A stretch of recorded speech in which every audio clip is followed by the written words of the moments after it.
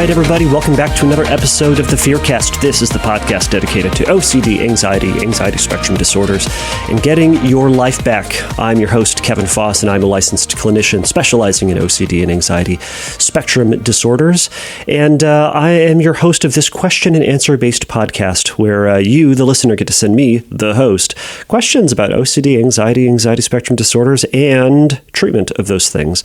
If you go over to fearcastpodcast.com, go to submit a question there, and you can message me there. I will get it, I will read it, I will consider it, and likely speaking, I will put it up in a future episode. I'm going to say likely because you never know. And we're all accepting uncertainty here, right? But seriously, very likely it's going to go up on an episode at some point in the future, perhaps ages and ages hence, but it will go up on the interwebs.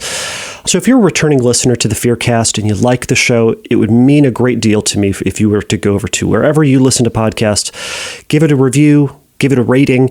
Ultimately, what it does is that the more ratings, the more positive reviews it gets, the higher in the rankings it gets, and the more eyes will see it, and then the more people will find it. The more people who listen, the more questions, the more podcasts, and we will just keep this going. So if you found this to be helpful, it will likely be helpful for somebody else too. And that is the whole reason I do this show. So this is going to be a slightly different episode. So while I typically will answer numerous questions on this, today I'm going to be answering only one, and I'm not going to be the only one answering it. So the question this week comes from Bob. Bob says, would you be able to get Dr. Michael Greenberg on the podcast to talk about rumination and his approach to ERP? And you know what I said to Bob? I was like, you know what? Yeah, I'll try to reach out to Dr. Greenberg and see if he'd be willing to come on. So I did, and he is on the show. So I interviewed him for the podcast, and then you can listen to the interview, and then after I'm going to add a couple little things because I totally forgot to ask him a couple of things, and unfortunately I couldn't get him on, but I'm just going to offer some other thoughts that I have after the interview, so you can hang out after the interview and hear my other thoughts on this.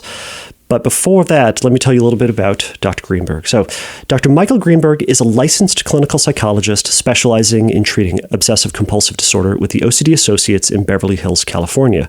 So in addition to seeing clients in person and online in California, he is also licensed in New York, Florida, Virginia, and Minnesota. Dr. Greenberg has a special interest in working with pure O with primarily mental compulsions, including HOCD, POCD, and ROCD. He joined me today to talk about his treatment method for OCD, focusing on the elimination of rumination. So, without further ado, here's my interview with Dr. Michael Greenberg.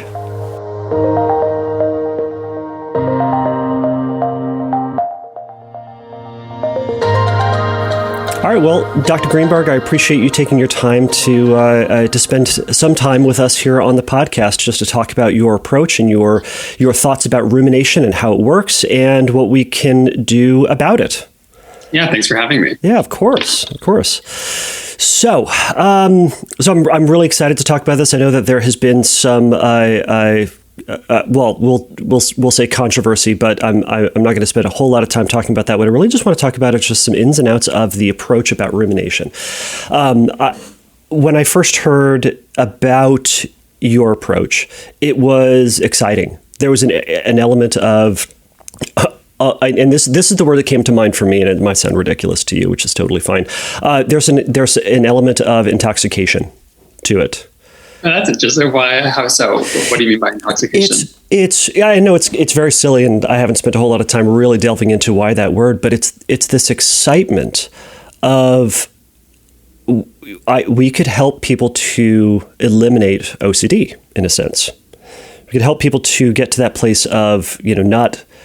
Ultimately, with the idea that you can help people just to stop ruminating, is like isn't that the $10 million question? Is if we could do that, wouldn't that be the thing that everybody's asking for?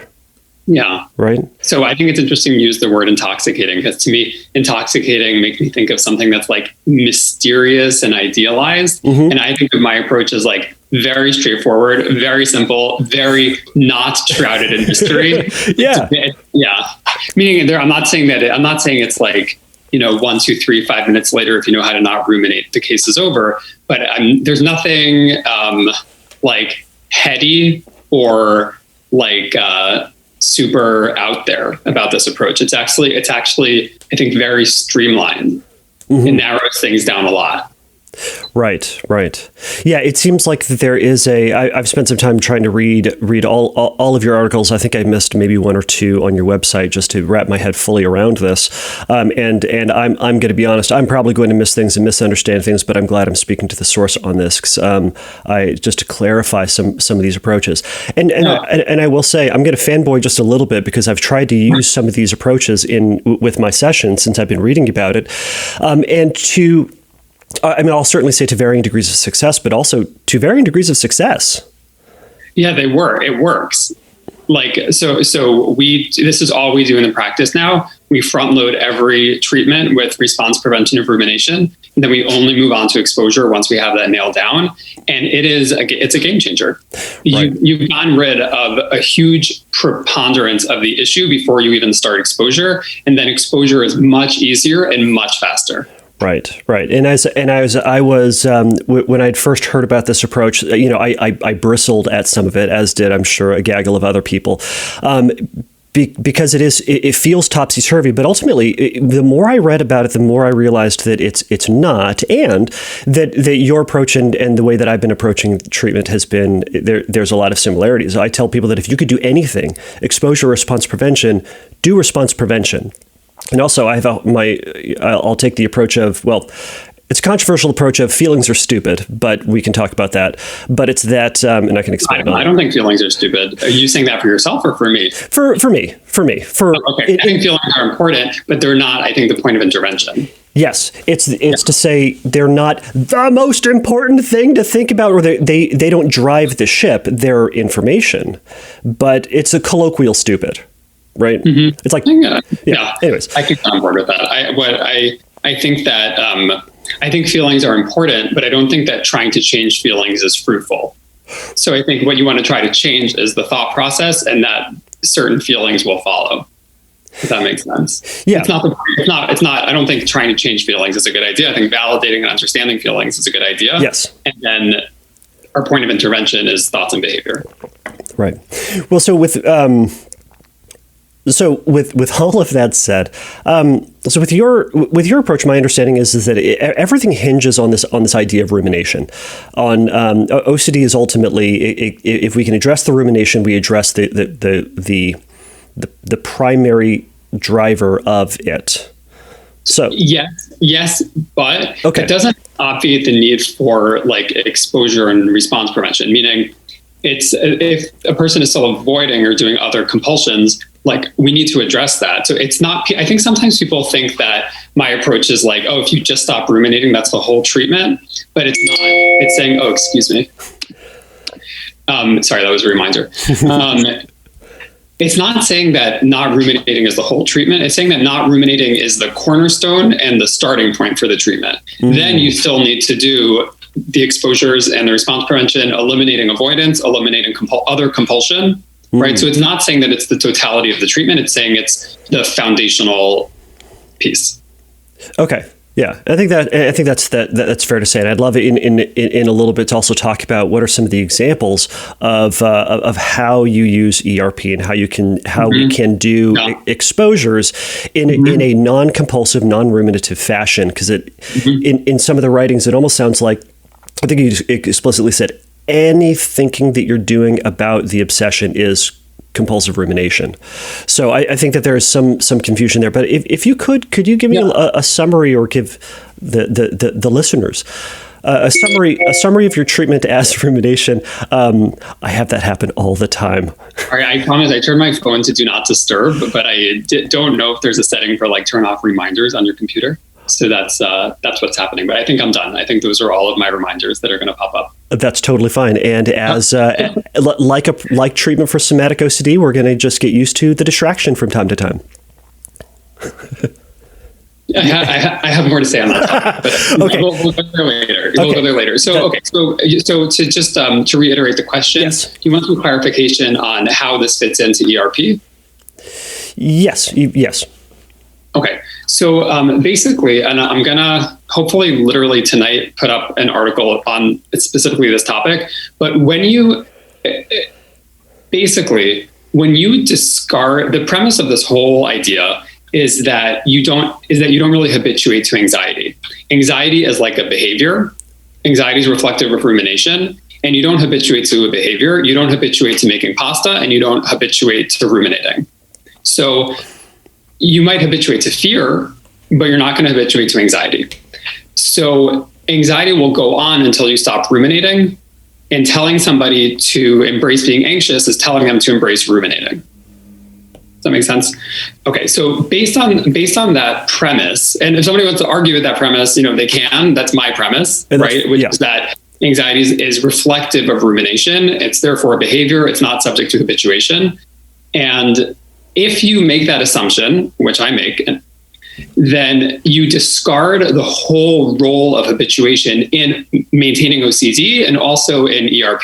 So you're discarding the role of habituation. Mm-hmm. When you discard the role of habituation, everything changes about not only how you do ERP, but also what you do as exposure. So taking those one at a time, and I'll be very clear about this. Okay. What changes about how you do ERP is that as you're doing it, you are trying to maintain extremely, extremely minimal anxiety. So this is ironically the return of SUDS. So okay. I forgot about SUDS for a few years, and now all of a sudden I'm back to SUDS because I want to make sure it's like 0 to 1. Okay. And if it's higher than 0 to 1, then I'm like, oh, I think we're ruminating in some way. Mm-hmm. And we want to address that before we continue with the exposure. Mm-hmm. So SUDS are back. And we're trying to keep anxiety low while we do the exposure. That's how you do exposure. Then the other question is what to do as exposure. And this is where this model makes things extremely, extremely simple. Mm-hmm. And this is the article I'm about to publish. The only types of exposure that we do in, if you want to call it rumination-focused ERP, the only exposures are, one, eliminating avoidance, right? If there's something you don't do it. That's one type of exposure, very straightforward. And the other one is confronting a trigger in order to practice not doing a compulsion. Those are the only two. Well, okay, one more. Okay. Those are the only two types of exposure. The only two types of exposure are eliminating avoidance and confronting a trigger in order to practice not doing a compulsion. Mm-hmm. That's it. So what's notable about that is a couple of things. First of all, it's extremely streamlined. And so all the questions about what to do as exposure and all the creativity is gone. It's extremely straightforward what to do as exposure. If there's an avoidance, do it. If there's a trigger, confront it without doing a compulsion. Mm-hmm. And notably, this is saying that the purpose of confronting a trigger, the purpose of the exposure is to facilitate the response prevention and not vice versa. If you're coming at this from a habituation perspective, then the goal is the exposure because the goal is the habituation. And the only reason you care about response prevention is because it's going to get in the way of the anxiety, which is what you want because you want habituation, right? If you discard the role of habituation, then the purpose of the exposure is the response prevention. We want somebody to learn that they can confront a trigger and that they have the choice to not do a compulsion. Mm-hmm. And then the extra piece that we're adding in is that we also want them to learn that if they confront a trigger and they don't ruminate, they don't actually feel anxious. And I don't want to say zero, but like they can largely eliminate the anxiety. Mm-hmm. So to reiterate in very simple terms, how you do exposure is different because you're keeping anxiety low while you're doing it. Right. And what you do as exposure is extremely streamlined to only two things: eliminating avoidance and confronting a trigger without doing a compulsion. And that's the whole story. It's very straightforward, very simple, very streamlined. Right. And I love the simplicity of it. I do. Exactly. There's nothing heady or what was the word? There's nothing intoxicating. This is boring. It's truly boring. Right. And there's nothing extreme. There's nothing creative. There's nothing sexy about this exposure. Right. Literally, tell me your list of avoidance. Tell me your list of triggers. We have our list of targets for exposure. Right. We're going to do them and then we're done. Right. We're going to do the one. We're going to stop doing the other. We're going to do anything avoided. We're going to confront any trigger while eliminating any compulsion, with an emphasis on eliminating compulsive rumination, which will show you that you can confront a trigger, and if you don't ruminate, it's really not that triggering. Mm-hmm. You experience it as a trigger because you get scared and you go off to the races and start ruminating. Right, because we're listening to that feeling. Because that's valid. Because we're scared, and what we do when we're scared is we start playing with it mentally and trying to solve this problem and trying to figure out what to do. And if we don't do that, if we make the clear decision to not do that, then that feeling of fear that the trigger evokes resolves very quickly, because that's a natural emotion. So we feel it and then it passes. Mm-hmm. And the manufactured emotion, the anxiety that we manufacture by continuing to ruminate about what happened and what to do about it, mm-hmm. that does not happen. Mm-hmm.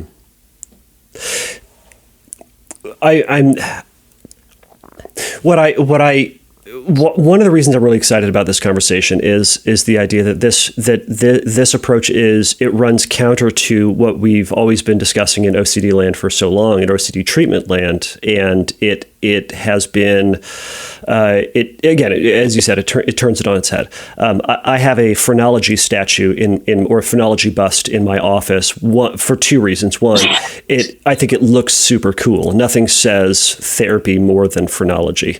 But two, it also reminds me that the treatment methods that we have are going to change, and don't get too locked up into one idea, because we're going to come up with different ideas, and we're going to then look back at the old approaches and say how stupid they were. What I think is interesting about this is that it's not that far off from classical ERP. Mm-hmm. It's just like an inch to the side. It's just like changing it ever so slightly. Mm-hmm. And like I said in the last Game Changers Ask Me Anything, I think it's really notable how much this community, present company included for many years, idealizes ERP. Right. I don't mean thinks ERP is good. ERP is good. ERP is evidence-based. ERP helps, but idealizes it. Like ERP can take us from start to finish on a case. It's the whole story, right? Even though there's no data to support that. Mm-hmm. I don't think there's any study that shows that if you do ERP with a sample, you will get them all to zero. Mm. And yet people who have OCD, present company included for many years, think that we must be doing the treatment wrong. And as a therapist, if somebody's not getting better, you think you must be doing the treatment wrong. And if only you could figure out how to apply the classical model to your patient would be getting all the way better, even though honestly, nobody ever said that. There's no academic basis for saying that.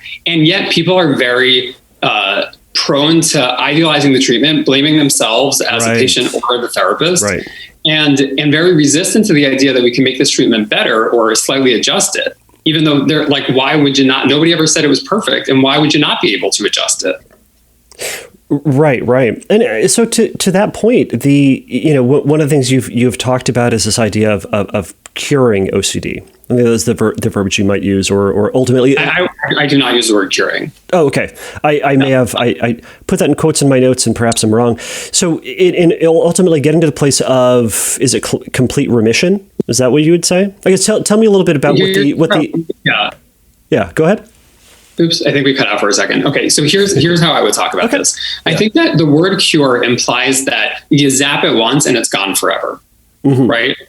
And I think that my model for OCD is OCD equals compulsion and avoidance. To the extent that you completely eliminate compulsion and avoidance, you will feel completely better. To the extent that you don't completely eliminate it, you will not feel completely better, right? So am I saying that somebody with a history of OCD will never have a moment, or will never have, an episode where they get really scared and then they go back into those old habits and have a problem? No, I'm not saying that. That could absolutely happen. Yeah. But to the extent that person reins it in, eliminates compulsion, eliminates rumination, they will feel better.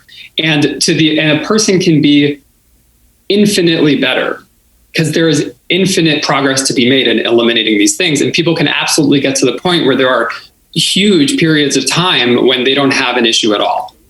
Right? Does that mean that person will never have a moment? No, I can't guarantee that. Right? I personally have not gotten to that point. I have large spans of time when there is no issue at all. Right? And then occasionally you have a moment, but in that moment, you know what to do. And you rein it in and you shut it down and it passes, and it doesn't just go on forever. So does that answer the question? Curing would mean is that it's gone forever. Right. This is like this is saying that the sky's the limit in terms of how consistent and thorough you are about completely eliminating compulsion and avoidance. Okay. Yeah, and I think that's fair. It's the recognition that there will still be from time to time blips. There will be thoughts because one of the side effects of having a human brain is thought. So we're going to get some of those intrusive thoughts from time to time. But kind of what you're saying is, and I think this is the consistency is what is it that we're doing about it is more important than the thought I would itself. also, just for the record, sure. I'm not concerned. I don't think that the intrusive thoughts are at all a part of the disorder. Okay. I don't think I think everybody has what you would call intrusive thoughts. I don't even think the idea of intrusive thoughts is very helpful. Right. I think that what I'm saying is that sometimes you get scared and you go back to old habits and you find yourself ruminating and you're like, I know I need to stop, but I'm not stopping. And then you feel bad. And then you say, all right, we're going to stop this now. And you rein it in and you shut it down. And eventually you feel better. And then you're consistent with that and you continue to feel better. It's not the intrusive thoughts, it's the rumination. Yes, but from your perspective, it sounds like with rumination being an action that we do, a mental action that we do, that would be the problem. Yes, that's the problem. And I think that it's important to draw that distinction between the thoughts of a thought occurring to you, right? The random thought, and that's what I refer to as that's what I'm meaning about the intrusive thoughts. We all get them. Here's the language that I use to be really precise about different mental events is fourfold. And I've said this in other forums, so people have heard this. Yeah. A thought occurring to you, awareness, attention, analysis. Analysis is like rumination proper, right? When you're literally going at it, trying to figure out what to do. But directing attention is also rumination. You're still engaged with the problem. So a thought occurring to you and awareness, nothing we can do about it. Directing attention, analysis, absolutely controllable. That's the point of intervention. Right. The element that we actually have control over, which is where we're going to place our attention. Right, where we're going to place our attention, directing attention and analyzing something are controllable. Right. Okay. Yeah, and it sounds like in what we're talking about here, there is a slight departure in a sense from perhaps the idea that we're ultimately just not going to think about it. It almost sounded as if it took on the just stop it approach. But I think where people, and sorry, I don't want to cut you off. Oh, no, it's okay. Go ahead.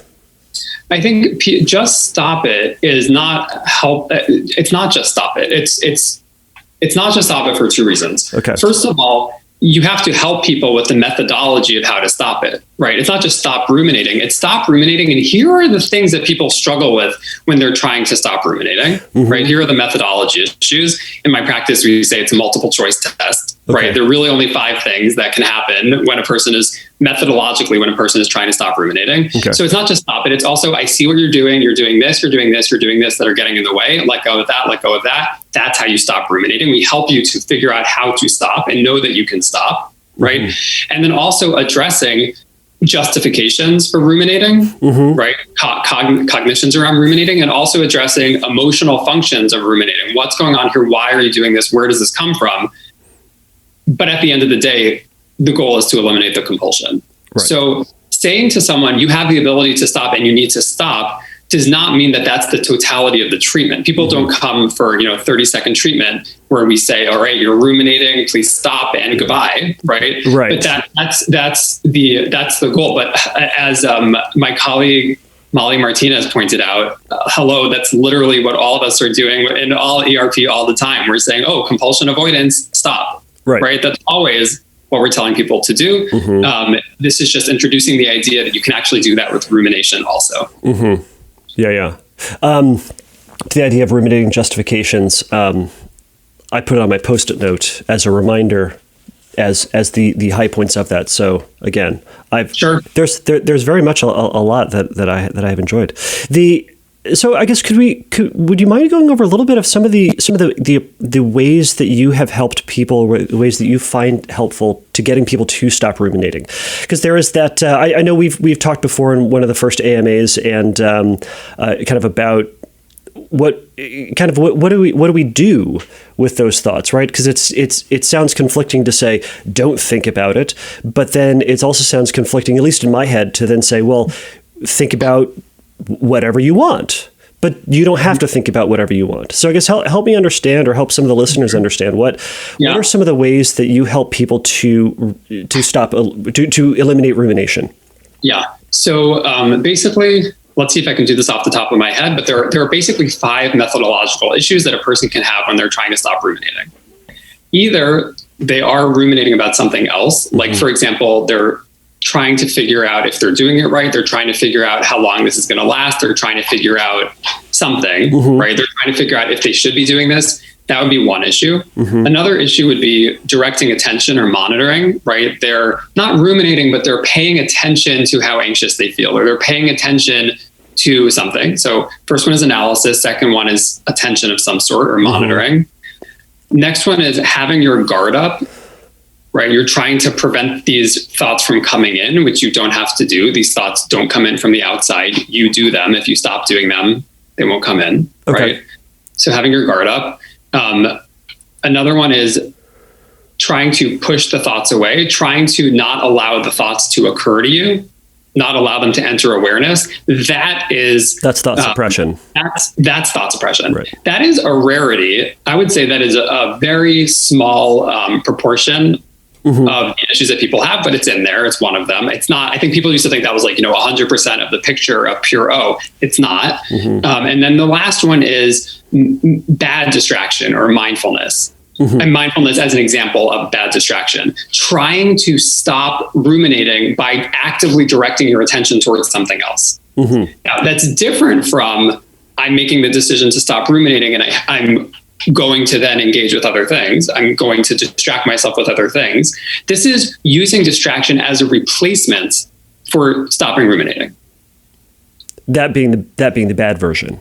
That being the bad version. It's basically trying to force something out of your awareness by pushing something else in. It doesn't work. You can't push something out of awareness. I have an article on the website that talks about this in great detail about the article is called Awareness, Attention, Distraction, and Rumination. Yes. And I'm never going to win an award for article titles.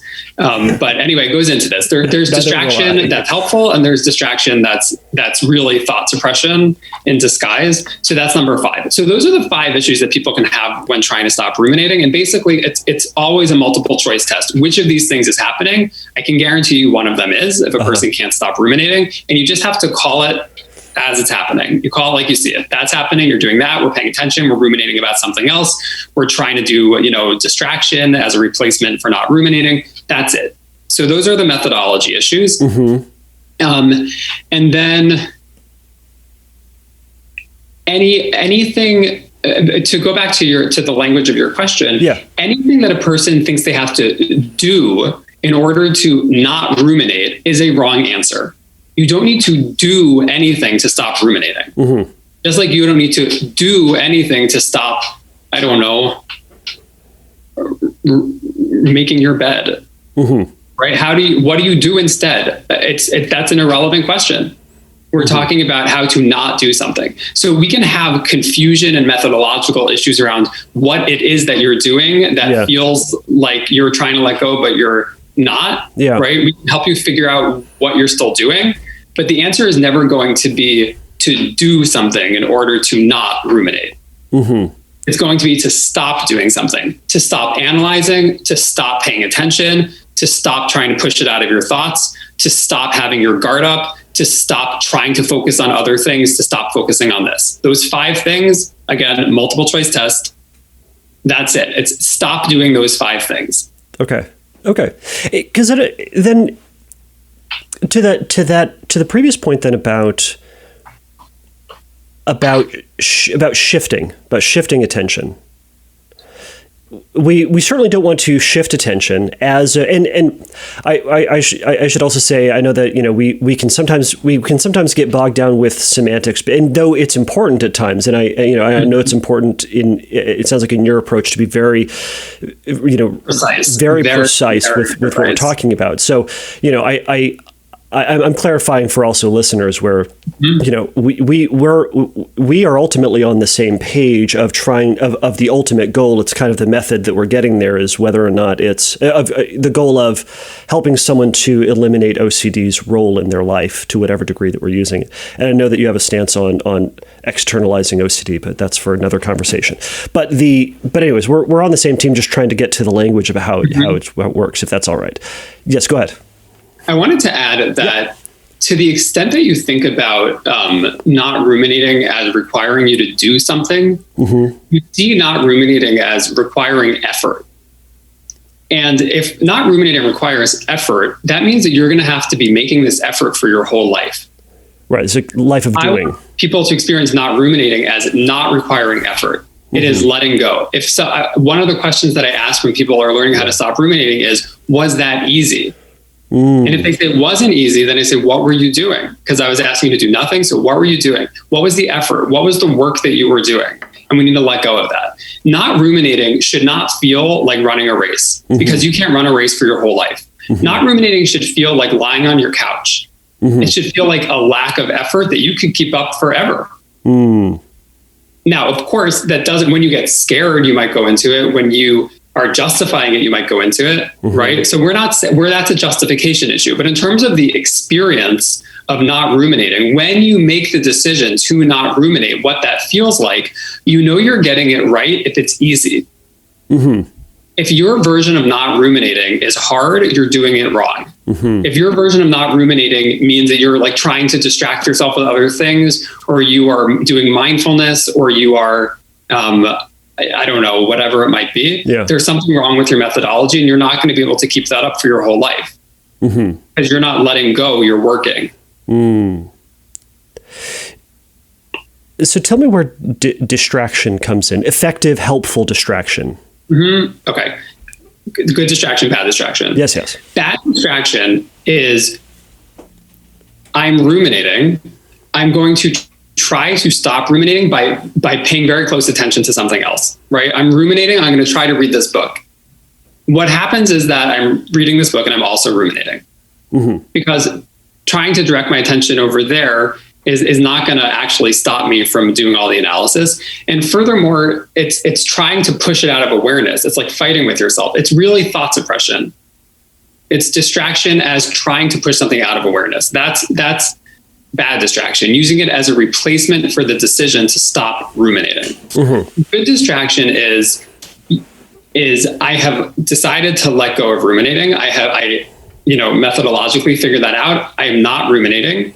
And now instead of sitting here thinking about the fact that I'm not ruminating, I'm going to now go get engaged with other things and let myself get distracted and get involved with something else, which definitely makes it easier to not ruminate. But it's a facilitator. It facilitates not ruminating. It's not a replacement for not ruminating. Does that make sense? Yeah, it's not shoving a thought out of your brain or pretending as if you're not going to have a thought occur to you. It's that you're saying, I'm going to go do this. And if this thought comes along, this occurrence comes along, it'll occur to me, but I'm not going to spend my time focusing on this. I'm going to be focusing on my preferred activity. Reading a book, watching TV, juggling. I think you probably have the right idea, but I think the way that we're saying it could go either way. We're saying, so just to put a sharper point on it. That's okay. Sorry. This is why we're here. If I'm ruminating and I decide, okay, I can't handle these thoughts, so I'm going to watch TV, it doesn't work. I'll just be ruminating and watching TV. Like it might give me some semblance of relief, but it's not really going to solve the problem. Right? So I need to say, okay, I'm not ruminating. I'm making a clear decision to stop ruminating. I'm aware of that problem that is bothering me, but I'm not engaging with it. I'm not directing attention to it. It is there. I am not solving it. Done. Now let's go do something else, and it will make it easier to keep my mind away from this. It will make it easier to stop thinking about this. Okay.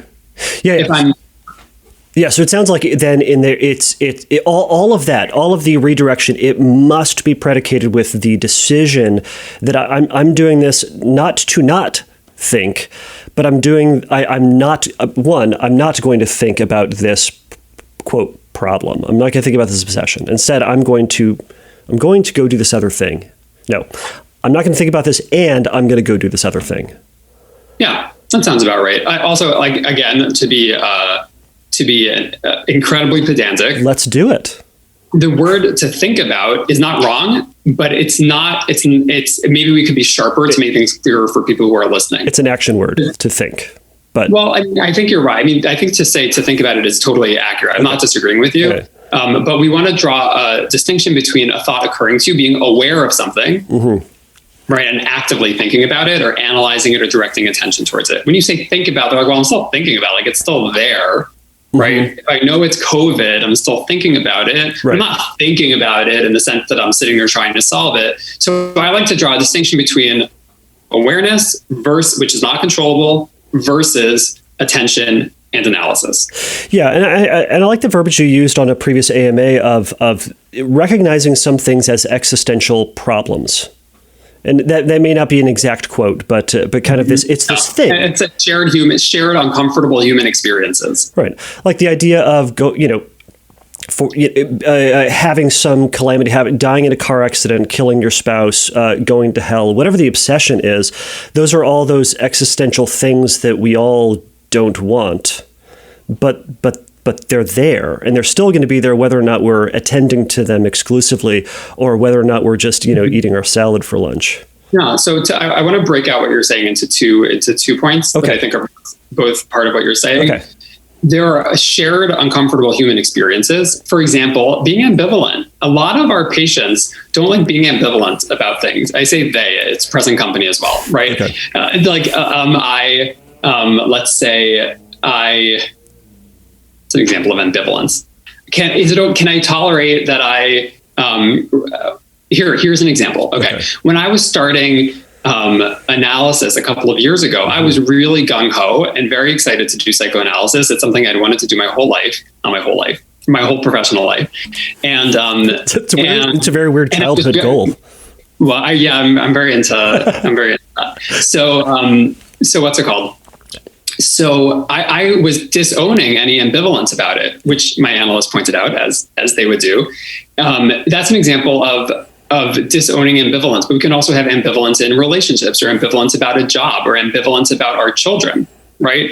Is it okay? Can we love them and also hate them sometimes? Right. So a lot of people, that's an example of a shared uncomfortable human experience that people with OCD are often upset about. That's where a lot of the externalizing comes in. Like, my OCD is telling me that I hate my children. Maybe you just right now hate your child. Maybe you also love them, but right now you're feeling a lot of aggression towards them, and that's okay. That would be an example of like normalizing a shared human experience, right? Or maybe you're excited about your wedding, but there's also a part of you that's questioning, whether you're marrying the right person, which again, is probably normal. It's probably normal to have some ambivalence, conscious or unconscious, right? So that's one example. And so that's normalizing shared, or being attracted to somebody you don't want to be attracted to. Right. That's not just like, I choose to be attracted to this one person and that's it. And I shut off that part of my brain. Else is gone. Right. So that's one piece. And then I think the other part of what you're saying is that seeing something as catastrophic is not the problem. Being afraid of whatever it is, dying alone, or being alone, whatever it is not the problem. It's okay to be afraid of that. What we need to change is that you're living in fear of it. We need to eliminate all the behavior that is aimed at protecting you from that, the consequence of which is that you're living in fear of it. So we don't need to change the fact that is terrifying. We just need to do nothing about it. And in turn, like everybody else, be open to that possibility of happening, whatever infinitely small number that is. I'll use something that really drove this home for me was a few years ago, I saw a patient who was very terrified of hurricanes. And while I was seeing her, and that obviously had emotional significance to her. While I was seeing her, it was hurricane season in New York. And there was stuff on the news about how we might get hit by a hurricane and it could be incredibly destructive. And I remember not really paying attention. I remember totally understanding that could happen, but totally doing absolutely nothing about it. Not and it caring. Struck me that when it's not the thing there are plenty of things in our lives where we accept that, yeah, something terrible could happen, and it would indeed be terrible. It would be terrible, but it's not the thing that we're worrying about. And we want to bring that to the things that we're specifically afraid of. We're not saying they're not terrifying, but we're going to stop trying to protect ourselves from them. We're going to eliminate the behavior that's aimed at protecting us from them. Right. As one of the many sheep who have taken to ACT, and have enjoyed much of it, what I also kind of hear, and I'm not trying. What's that? I think you're instigating. Yeah, go ahead. I'm not. Okay. I'll own that. I'm kind of instigating. But what I also hear in this is and maybe I can be completely wrong, but is almost a picking out of some points of it. For maybe I'm using the ACT language for the people who are wedded to the idea of ACT, but it almost sounds like it is the acceptance that it is there, the thought, the potential obsession, the turning off the struggle switch of I'm not going to fight with this anymore. And then the commitment piece. I'm going to go do this whole other thing that's more important to me. Is it almost an emphasis on those 3 points and giving the middle finger to the rest of it in the most therapeutic kind of way? My problem with ACT is not any of the things you just said. It's about whether things are clear. Does that make sense? I was speaking to Dr. Alice. I think her last name is Ritchie. Rizz. Oh, I feel really bad. I need to get her name right. Having said her name, I need to get it right. That's totally fine. Okay, well, we'll look her up and make sure we get her name right. But she's an example of an ACT therapist who, based on the conversation that I had with her, I think we practice the same way. I don't have a problem with any ACT that she does. But I think that there's a world of other ACT therapists who are doing things in a mushy, like not drawing clear distinctions, not distinguishing between a thought occurring to you and compulsive rumination ways. My beef is not with like all of ACT. It's with how ACT is applied. Yeah, I'm on board. It's like, so I'm not like, I need to, 1 second. I need to look her up and get her name right, because having said her name, I need to get it right. Oh, I think I got it right. Dr. Alice, it's either Ritzy or Rizzi. So I think that we are doing the same thing, even though she would consider herself an ACT therapist, and I would consider myself the most anti-ACT therapist out there. Right. And I actually think that really clarifies some things, because there are elements of what you're saying that absolutely sound as if they can be pulled from or applied from an ACT perspective, but we're just kind of using the language. And I think that but it's also, I'm not trying to tell you. Go ahead. So go ahead. It depends on. So for example, you're saying the idea of acceptance. First of all, the idea of acceptance does not belong to ACT. That's first of all. Agreed. But second of all, the question is, what are you accepting? Are you accepting that this thing might happen? Or are you accepting that you're having these intrusive thoughts? If you're accepting that you're having these intrusive thoughts, I have a problem, because you're not having intrusive thoughts, you're ruminating. And if your therapist doesn't call that out, you're never going to get better. Right? So it depends on what we're accepting. Okay. Or if we're accepting that we have symptoms, fuck that. You don't go to a therapist so they can tell you to accept the fact that you have symptoms. You go to them so they can fix the problem. Yeah.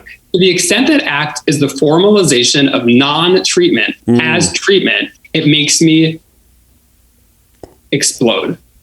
Yeah. You do not go to a therapist so they can help you make peace with the fact that you have symptoms. I love how spicy you are right now. I'm just saying that. I find it enraging. I think it's like getting cancer treatment and they give you they help you to accept the fact that you have cancer. That is not what you are looking for. It's the question is ultimately, what are we going to do about this? Or how are you going to fix my problem? I don't want you to tell me to accept that I have a problem and then tell me to recommit to other things that I find valuable. I think that's ridiculous. Right. And I think that's where it then, and I totally agree. I'm absolutely on board with that. And I think that there's those elements of, how are we going to decide that this, we're not just going to say, well, I have these symptoms for the rest of my life and I'm just going to kind of have it and it's going to suck. Which is, by the way, a lot of here's sort of and this is a stereotype and this is broad strokes, but here's kind of what this field looks like in a lot of places. We have an ERP that doesn't address rumination and it kind of works. It works for physical compulsions, but it doesn't really do the whole thing. Right. And then when we don't know what to do about the rest, we sub in two things. We put in the idea that OCD is just a chronic condition and we take no responsibility for that. We just say, well, sorry, this is kind of just what it is. And then we smear on some ACT to help you accept the fact that we can't fix the rest of your problem. That's kind of what this field has looked like for a little while. Yeah, I can see that. Yeah.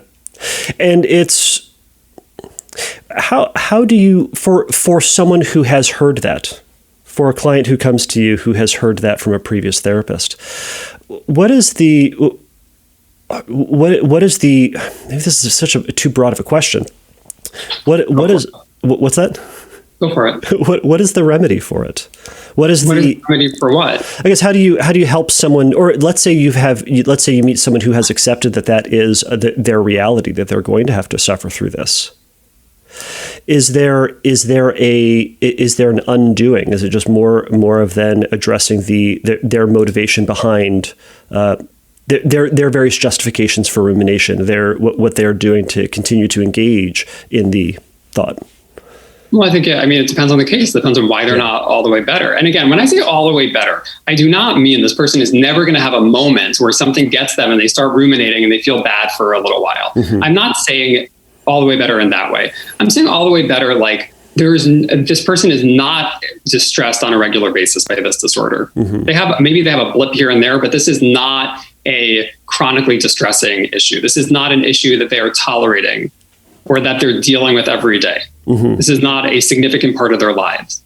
That's what I think we're going for. And by the way, you can have a Y box 5 and you can have a Y box 5. The same number can look very different. If we're saying, I spend about half an hour, ruminating a day, I'm pretty sure that and 1 minute, if you scrape all the things together, I'm pretty sure those would both get you a 1 on the Y box, right? So this can't all be accounted for by numbers, but I lost my train of thought. So it's not a Y box 0. So what do you do with that case? It depends on what's going on in that case. Why is that person still sick? You have to figure out, and I'm not saying that I've cracked every single case. Yeah. Right. But that doesn't mean that I tell the patient, well, we've already done the treatment perfectly, and this is just a chronic condition, and now you need to accept that. Either I need to figure out what I'm doing wrong, or I need to refer for somebody who has a different approach, but I wouldn't just tell them sorry, that's it, goodbye. And that could be the case for other disorders, but I don't believe that that's the case for OCD. Okay. Lastly, and to this point, you had referenced in one of your articles to use mindfulness skills for an extreme intrusive thought. I can send you the article. You're giving me the face as if I'm making that up. Yeah, no. I'll tell you what I said. Okay. What I said is that when a person is acutely triggered, right, like the meltdown, oh my God, the jig is up, it's real, everything I've been afraid of my whole life, it's real, it's happening right now. Right. I think anybody with OCD can tell you what that feels like. Yes. In that moment, it is incredibly difficult to just say, okay, stop ruminating. Right. And yet in that moment, you have to stop ruminating. So what do? In those moments, it's a good idea to pull out the coping skills and do everything you can to calm down. That's a good time to go for a run, take a hot shower, hug your teddy bear, whatever you do, including if you do mindfulness and that helps you, go for it, right? Yeah. That is not to, so this is 2 points. Yeah. One is, that is not to say that those coping skills are the thing that's going to make you better. No, your job is to not ruminate. Your job hasn't changed. Those coping skills are to facilitate your ability to do what you have to do, which is rein it in. You need to stop. And that's really hard because you're really upset. So do everything you can do to calm down while committing as hard as you can to the fact that you need to rein this in. Right. Right. So that's where I said, use mindfulness, you take a hot shower, do whatever you want. That's not saying notice that you're ruminating. Be okay with it. That's not ever what I'm saying. Yeah. So that's number one. Yeah. And number two, I wanted to highlight that telling people to calm down when they're really triggered sounds really obvious, but if you subscribe to a habituation model, then you would actually be telling this person, don't do anything to calm down. Embrace the anxiety, bring it on. That's actually what a lot of therapists would be telling a patient in that situation. So this is like a hindsight bias thing. Like once you say it, it's obvious, but actually we have people saying exactly the opposite. Yeah. So telling people to do everything they can to calm down while committing to not ruminating is an example of how things play out differently in treatment if you discard the idea of habituation. Right.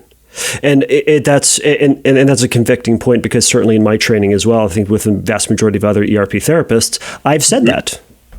Bring it on, right? Bring it on. Lean in. And basically, if you subscribe to the idea, again, I don't want to force anything down anybody's throat, but I believe that anxiety is a function of rumination. And if you believe that, then telling somebody to lean into the anxiety or to feel anxious on purpose is telling them to keep ruminating. Right. Keep doing the thing that's the problem in the first place. Keep doing the thing that's the problem. Right.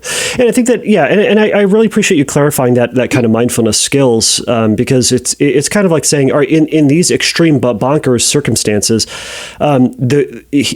do what you can to not ruminate. Do what you can to not do the compulsion. Do what you can to calm down. Not what you can to not ruminate. Do what you can to calm down so that you can implement not ruminating, which you already know how to do. You've done it in session. You do it on a regular basis. But it's really hard to do that right now because you're terrified. Do everything you can to calm yourself down, and while you are as hard as you can not ruminating. Okay, right. And it's kind of here's the structure of here's some structures of things that you can do. It's kind of like if you break your leg, put a cast on it, in a sense. It's doing this thing. It's a loose analogy that my brain gave me for one stupid reason right now. So it's not perfect, but these are things that are going to help you to be able to get to that place more effectively. Right. At the end of the day, your only job in this entire treatment is no compulsion, no avoidance. That's the whole story. Mm-hmm. Everything else is how we get there. Everything else is, what are the methodological issues you're having eliminating this? What are the justification issues? What is going on here emotionally that you're not aware of that we need to bring into your awareness so that you can let go of certain things, right? So there is a therapy there. There's meat on the skeleton, but at the end of the day, the skeleton is you got to eliminate compulsion and avoidance, and including specifically compulsive rumination. Okay. Well, I know that you have something coming up in the next few minutes, so I want to release you back to the wild for that. But is there anything else we would like to punctuate or to? Oh, that's a good verb. I'm going to start using that. I love that. You're welcome. Yeah. This seems like an easy or a realistic exchange. I gave you one word that you already knew, and then you gave me an hour of your professional time. So, but is there anything else that you'd like to say, perhaps to the listener who's struggling in their obsessions or struggling in their symptoms, perhaps? As always, my advice is don't give up. Okay. Don't give up. Don't take no for an answer. Don't rest until you're better. Okay. I like it. All right. Well, Dr. Greenberg, again, I appreciate all of this time. I appreciate your expertise and your passion for the subject. So again, thank you so much. Thank you for having me. Bye. Bye.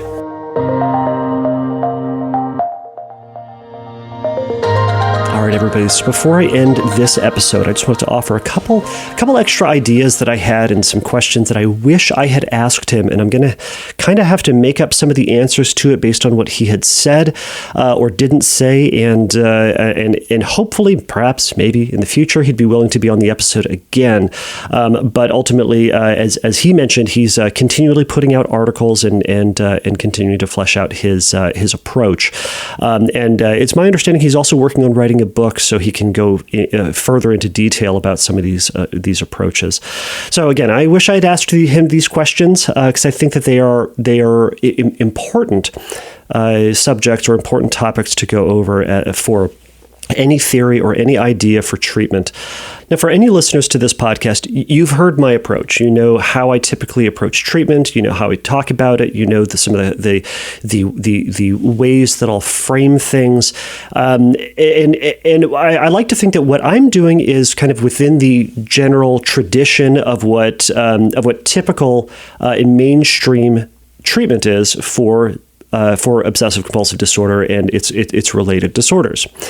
One of the unique things about Dr. Greenberg's approach is that there are some tremendous similarities, but there are also some very important and very to a certain degree radical. I think he'd say they're radical differences.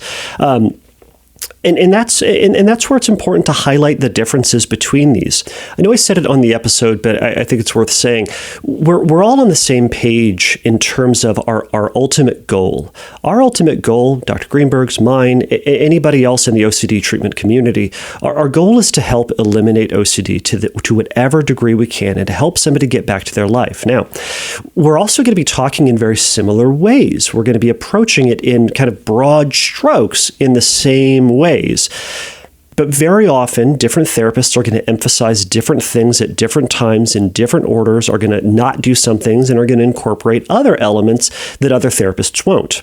While some of these approaches can then make the overall treatment look vastly different, by and large, they are kind of the same. And that's perfectly okay. In thinking about Dr. Greenberg's approach more and more, I kind of think, at least at this point, there can be the statement, different strokes for different folks can apply here. Now, I'm sure he'd disagree, and that's completely fine.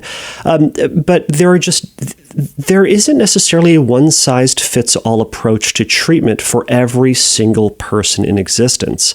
There are going to be some things that are going to be very common across the board for different for people in this treatment, but there are just going to be different ways that people hear and respond to in treatment, and sometimes that can be in the language, it can be in the straightforwardness.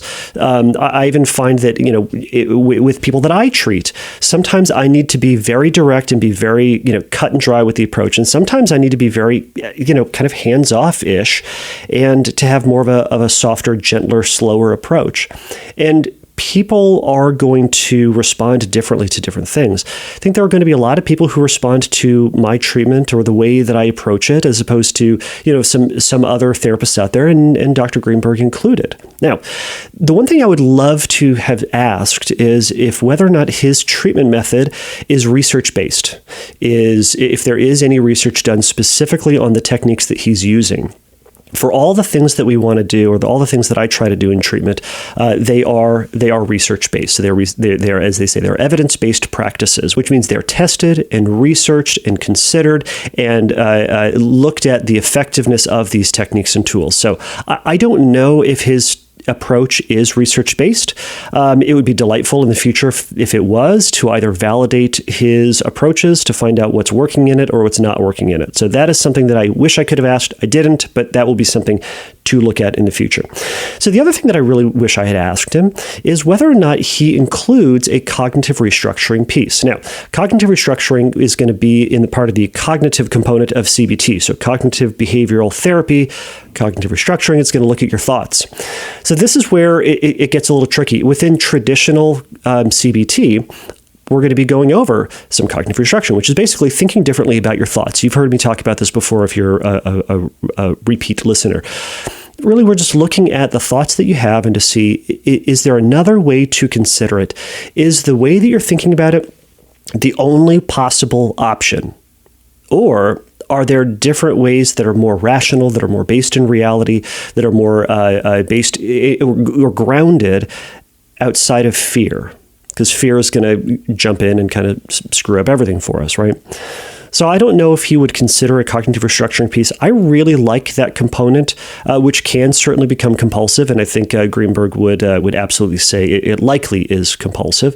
But I like it for this point, is that you've heard me say it before, that OCD isn't a thought problem, it's a feeling problem.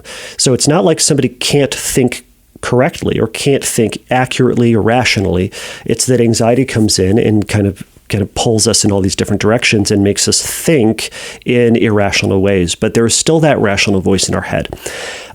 I usually will approach treatment and include a cognitive restructuring piece in most cases to help reinforce that rational thought. My favorite example, and I'm sorry if you've heard me say this before, it's kind of like that class you take before skydiving.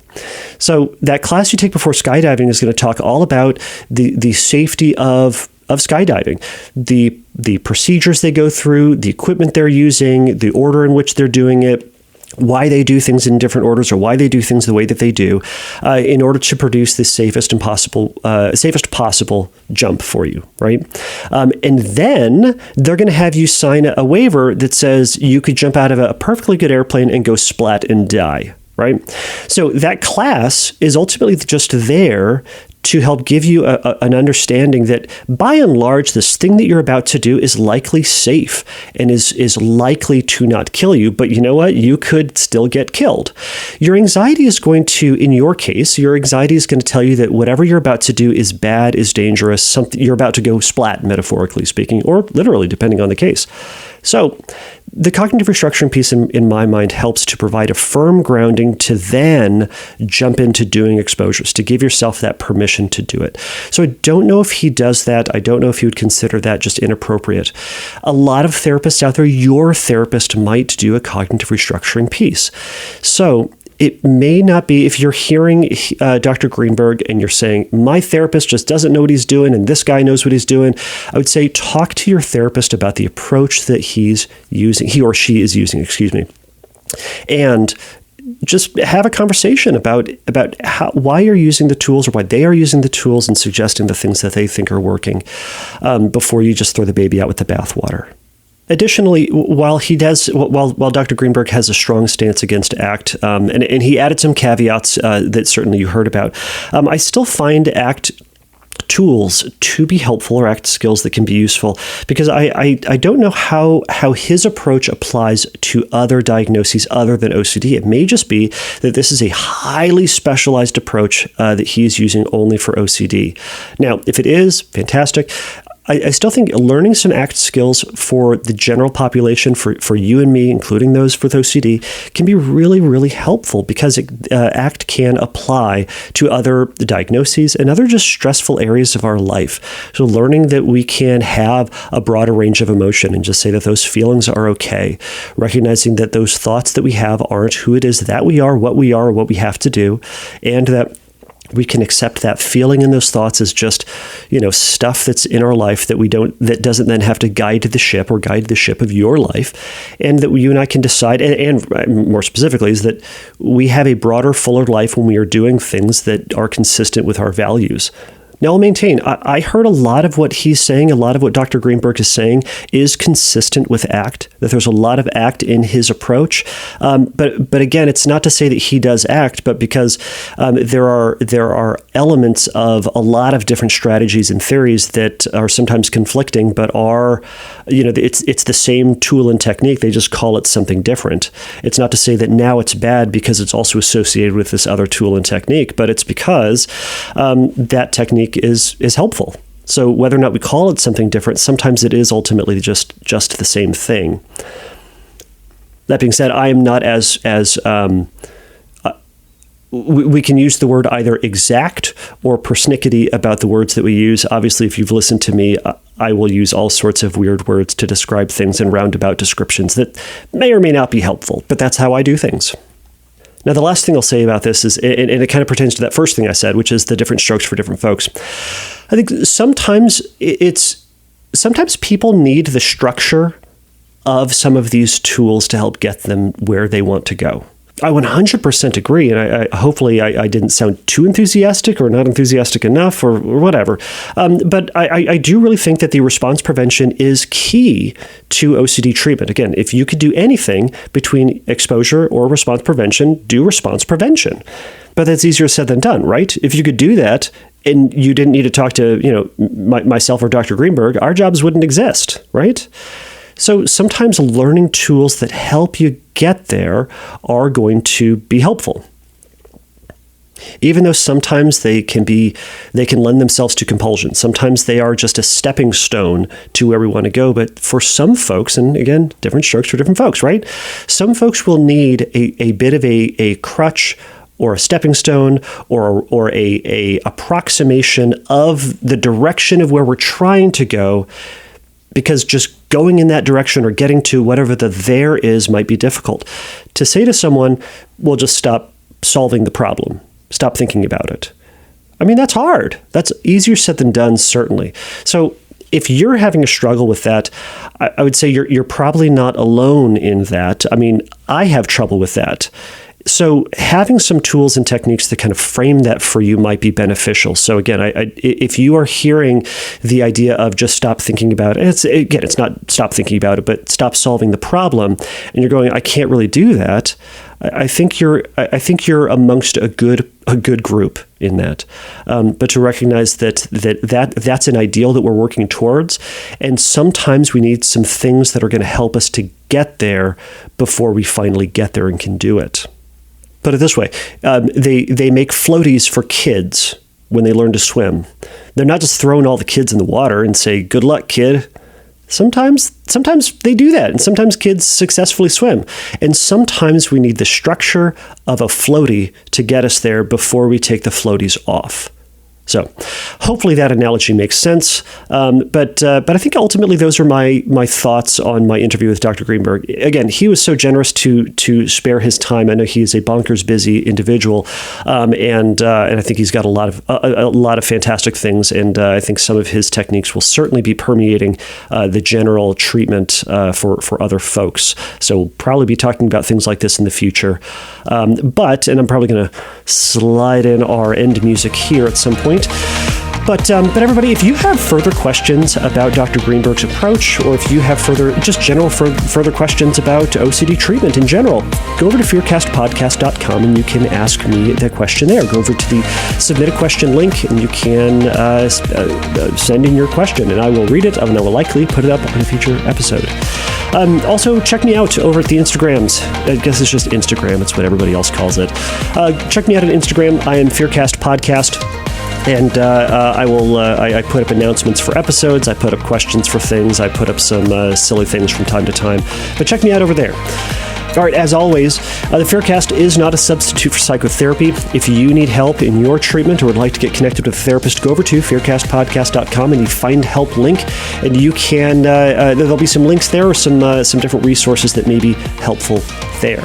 Thank you for listening to this episode and my thoughts after the interview. Until next time, take a risk, challenge yourself, and don't take your brain too seriously. Bye.